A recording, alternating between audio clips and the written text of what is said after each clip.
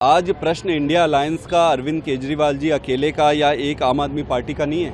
आज देश के सामने प्रजातंत्र और व्यवस्थाओं का है। इलेक्शन कमीशन की जिम्मेदारी क्या होती है? इलेक्शन कमीशन कोड लगने के बाद आपको भी मालूम है कि सारे जितने ऑफिसर्स, ब्यूरोक्रेसी होती है, सीधे रिस्पॉन्सिबल होते हैं इलेक्शन कमीशन को।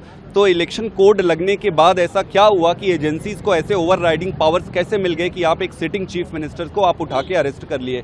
आप 2 साल से इस केस की, इस फर्जी केस की इन्वेस्टिगेशन कर रहे हो। 2 साल से, 2 साल से नेता जो है जेल में आप डाल रखे हो। आपको एक रत्ती भर भी सबूत नहीं मिला। अब जब चुनाव आया है, तो इनका एक ही मकसद था कि केजरीवाल को कैसे चुनाव से अलग रखा जाए, और उन्होंने यही किया है। ईडी आज अपना जो भी मान सम्मान था खो चुकी है, और जिस तरीके से ये काम कर रही है, सारे इनके ऑर्डर भारतीय जनता पार्टी के हेड ऑफिस से आते हैं। ये बिल्कुल ये आरोप है, और ये आरोप नहीं है, सच्चाई है। आप देखेंगे कि पिछले 14-15 ऐसे केसेस आप देख सकते हैं जहां पर इन्होंने ईडी के रेड कराए और पॉलिटिकल यूज करने के लिए अपने में शामिल करा लिए, या फिर उनको जेल में डाल दिए। कोड लगने के बाद देश के इतिहास में ये पहली बार कोई सरकार इतनी हिम्मत नहीं करती थी। इलेक्शन कमीशन का डर सबको रहता है। ऐसी क्या परिस्थिति आ गई इस सरकार को कि इलेक्शन कमीशन को, उनको कोई लेना देना नहीं है। वो कह रहे हैं कि धता उड़ा रहे इलेक्शन कमीशन की, कोड लगे गए भाड़ में। कोड का क्या होता है? भारतीय जनता पार्टी कह रही है भारत के इतिहास में कभी नहीं हुआ है। हम आज इलेक्शन कमीशन से मिलके उनके दायित्वों का उनसे निवेदन किया कि आप अपनी ताकत पहचानिए, आपकी जिम्मेदारी बनती है, देश आपसे प्रश्न पूछेगा।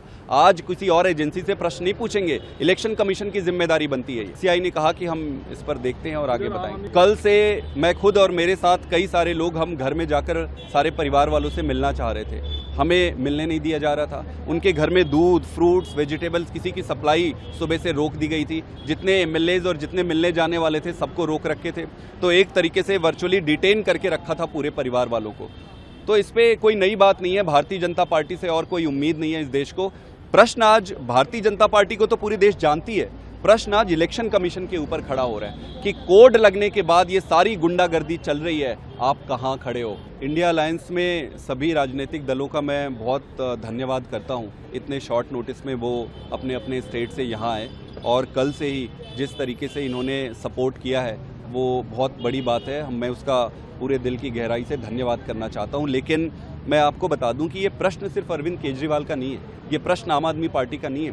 प्रश्न आज देश की प्रजातंत्र का है, प्रश्न आज देश की व्यवस्थाओं का है। और मैं बता दूं कि व्यवस्थाएं बनने में दशकों लगती है, इसको तोड़ने में कुछ क्षण लगते हैं। वॉलंटियर बेस्ड पार्टी है, आगे की रणनीति है, चुनाव लड़ेंगे। केजरीवाल जी जेल में है, वो इतने कॉम्पिटेंट है कि जेल में बैठ कर भी इनकी नींद चैन हराम कर देंगे। दिल्ली लोकसभा इलेक्शन में, बाकी सब जगह की इलेक्शन में जितने वोट पड़ने वाले थे उससे ज़्यादा वोट पड़ेंगे भारतीय जनता की पार्टी। जितने भी पंडित हैं, जो भी कैलकुलेट करते हैं, उन्होंने सबको पढ़ा होगा, केजरीवाल को कोई पढ़ नहीं सकता है। आज जो उन्होंने उनको जेल में डाला है, उससे आम आदमी पार्टी को जनता और प्यार ज़्यादा सपोर्ट करेगी, आगे बढ़कर आएंगे और इनको अपना असलियत सामने आएगा।